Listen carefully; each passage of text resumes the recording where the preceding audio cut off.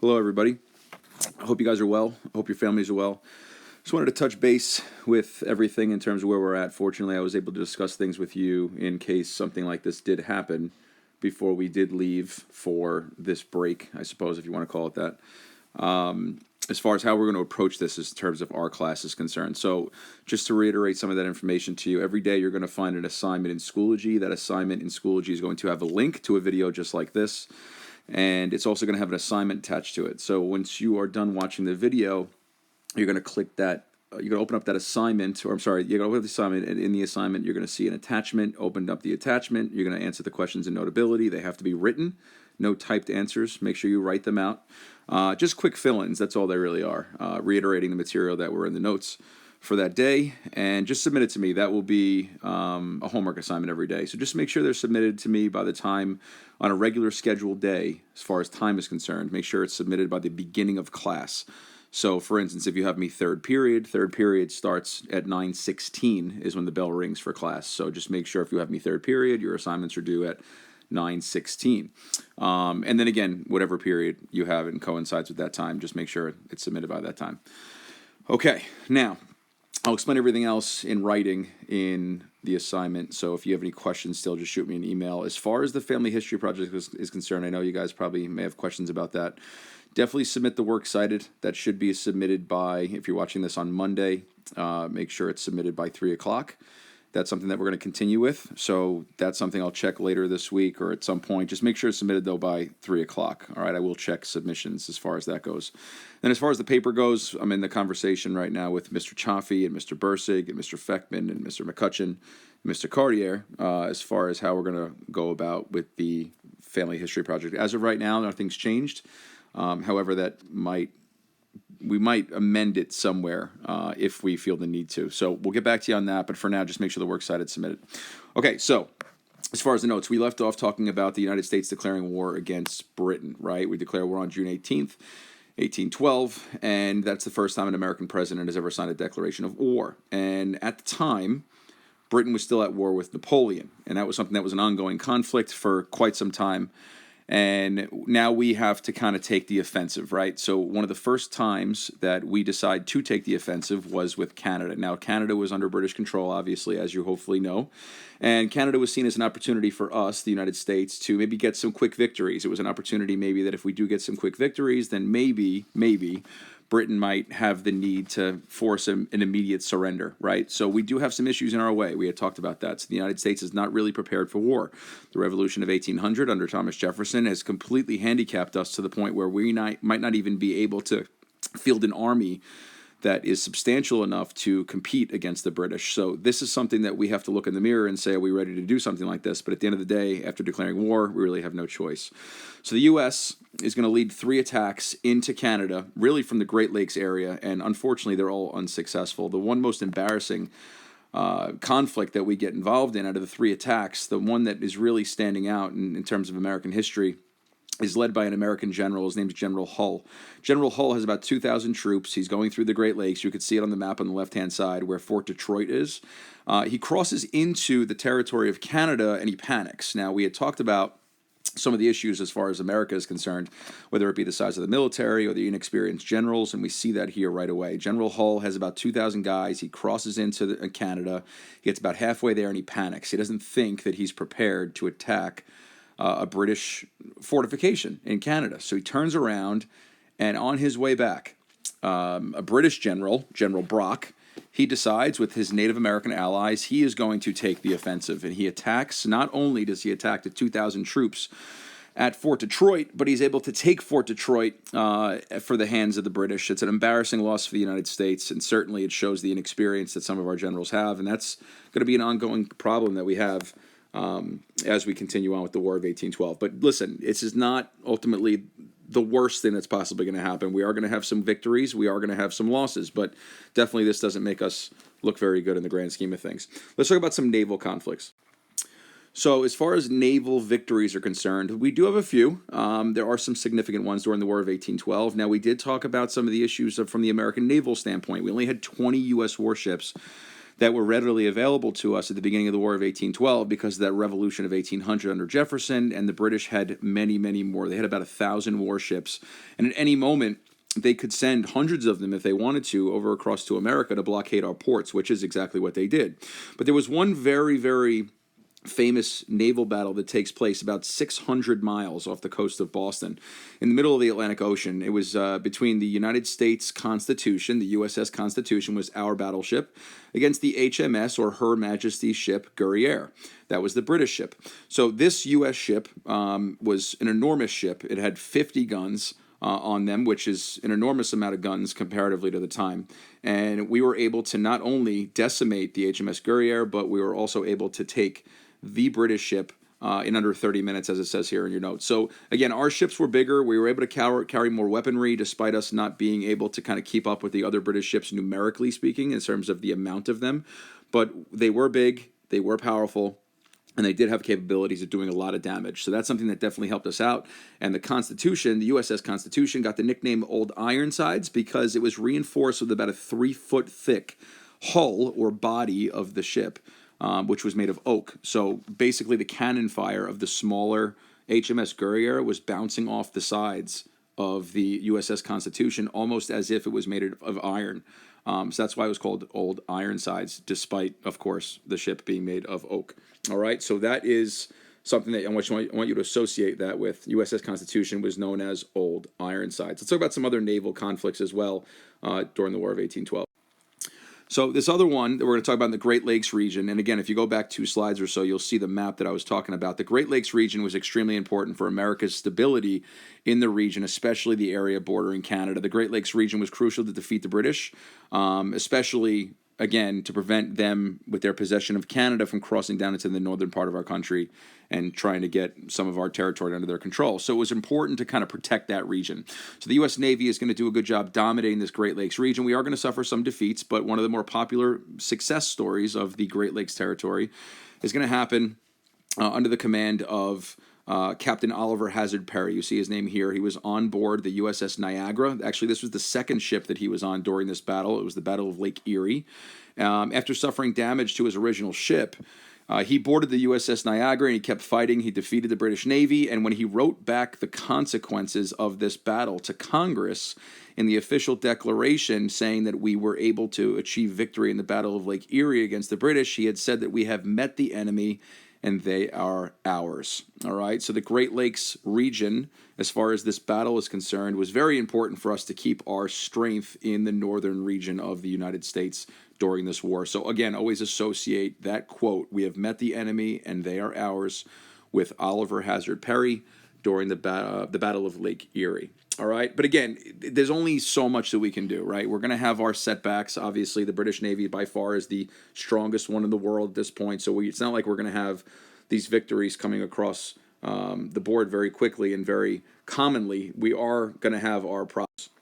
So one example here is over time, as you see, the British are going to really be able to utilize their numbers very good. They're not, again, it's not easy for us to keep the British Army down, and one obvious example of this is going to happen again off the coast of Boston. All right, Boston was an area that was extremely blockaded by the British ships. Obviously, we know the importance of that harbor going all the way back to the American Revolution. So that was an area still at that time that the British knew would decimate the New England merchants and really hurt our economy if they were able to cut off trade going in and out of that area. So there was one particular captain of the USS Chesapeake. We saw the USS Chesapeake in the Chesapeake and Leopard affair that was leading into the War of 1812. So that same warship, it was captained by James Lawrence.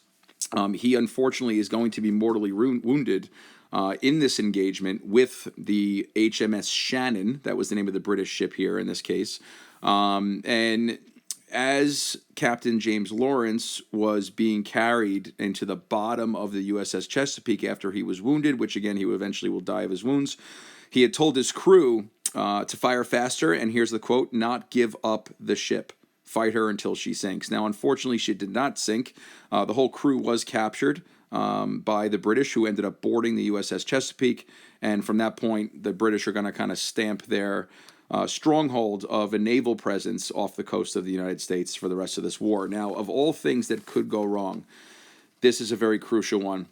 After 11 years of fighting Napoleon, finally, the British are able to defeat him and now shift all of their attention towards the United States. I would argue that this definitely would be one of the turning points of the War of 1812. Once Napoleon falls and the British are able to defeat him, all of their attention, their navy, their army, all of their supplies, all of their ammunition can now be shifted and geared towards the United States. So, again, like we said in the early stages of this, the United States had the ability to perhaps use their advantage, the fact that Britain was over at war with Napoleon. They were forcing Britain to fight war on two sides of the ocean. That's over now.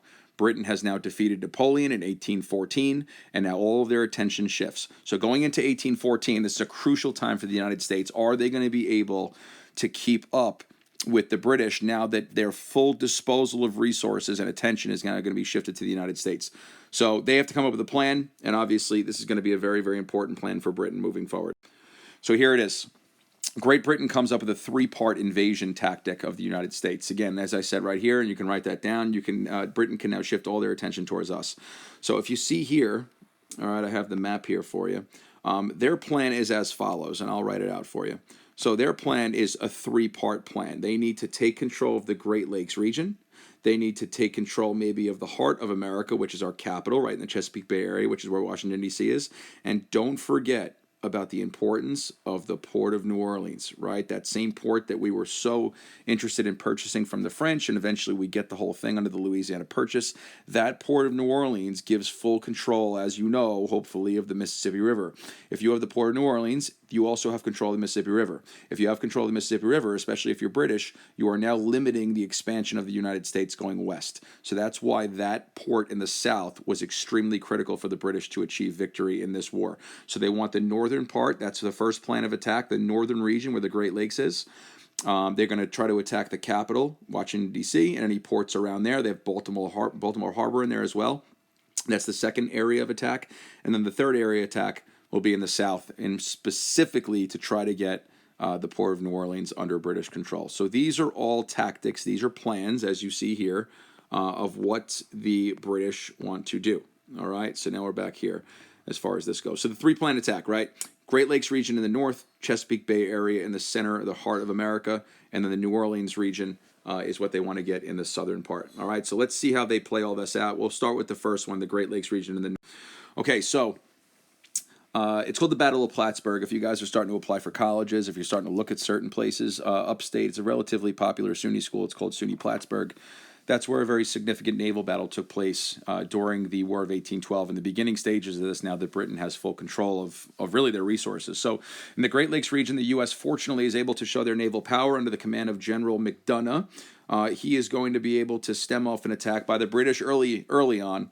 In their new profound plan to try to attack America on three fronts. This happens in the border of New York and Vermont, which is where Lake Champlain is. We had talked about that a few chapters ago. Thanks to our strong naval support and our presence, we are able to force the British to retreat back into Canada, and that's a decisive naval victory for us during the Battle of Plattsburgh, again, to try to just kind of prove that our presence is something that we can sustain over the long term. All right, so that's the first part of this, right? Now that the British are able to shift their attention to us, the northern region, the Great Lakes, can they take it? Early indications say no, we're able to defend it. Now, here's the bread and butter of this particular attack here. The second part of this is going to be extremely important. It deals with two major parts of the center of our country. It happens right around the Chesapeake Bay. Now, Chesapeake Bay is the body of water that goes right into the heart of our capital, Washington, D.C.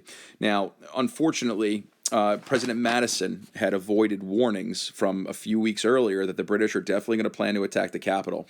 Fortunately for him and his wife, Dolly Madison, they did heed to those warnings, but it was a little too late. They just got out in time, again, fortunately for them, but about 4,000 British soldiers marched right into the heart of the capital, and they took over the city. Within hours, the White House was on fire. They set the Capitol building on fire. The Secretary of War, the War Department was set on fire, like relatively close to where the present-day Pentagon would be. Pentagon didn't exist at that time, but that type of building as well was set fire with. So the troops actually, the 4,000 British troops that marched right into the Capitol, they were so ruthless in what they were doing before they even set fire to the building.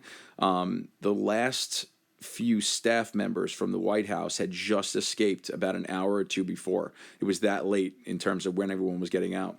So the British soldiers actually, looting was seen as, they were frowned upon to loot the building. So no soldiers were really, because of the rules of engagement and the rules of war, which is kind of funny. We talked about that a few times.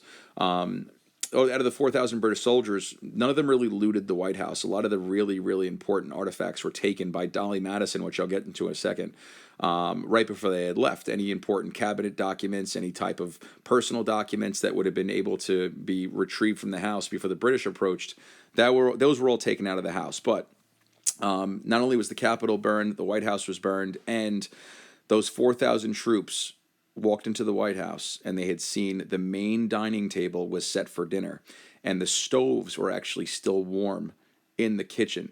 So the food was just relatively brand new and cooked. So they actually sat down for a feast, for a meal. They drank, they ate, they got warm. And then as soon as they were done with their meal, they set the White House on fire. Now, of course, it didn't burn all the way to the ground, but there's actually still remnants. If you go to the basement of the White House, maybe when we get back, if we have time, I'll show you the clip of it.